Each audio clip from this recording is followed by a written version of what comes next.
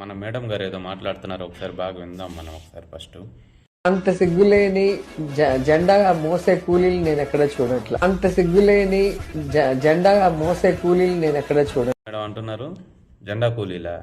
గతంలో టీడీపీ జెండా పట్టుకొని పసుపు గుడ్డలు వేసుకొని సైకిళ్ళ మీద తిరిగి మోసి అక్కడ కూలి గిట్టుబాటు గాక వైఎస్ రాజశేఖర రెడ్డి గారిని నోటుకొచ్చినట్టు తిట్టినా కూడా మళ్ళా మిమ్మల్ని జగన్మోహన్ రెడ్డి గారి పార్టీలో చేర్చుకొని సిగ్గు శరం లేని బతుకంటే అది.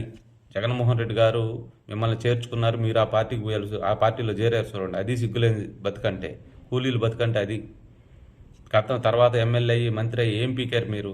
ఏంది మీరు రాష్ట్ర ప్రజలకు చేసింది?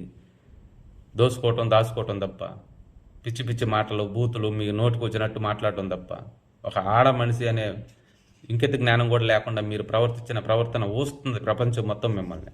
మమ్మల్ని అంటావా? మమ్మల్ని అనేదానికి సిగ్గు శరం లేదా నీకు? నీకుండాలి సిగ్గు శరం మమ్మల్ని అనేదానికి.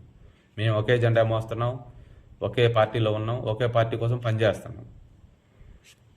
రాష్ట్ర భవిష్యత్తు కోసం మా నాయకుడు కొన్ని నిర్ణయాలు తీసుకున్నాడు, ఆ నిర్ణయాలను మేము పాటిస్తాం. మా నాయకుడు ఏది చెప్తే అది చేస్తాం మేము.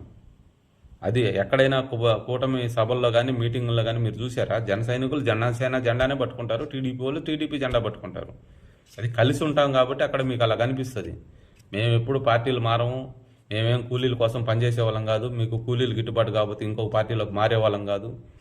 మాకు స్వచ్ఛందంగా మేము రాష్ట్రం కోసం మా నాయకుడి కోసం మేము పనిచేస్తాము.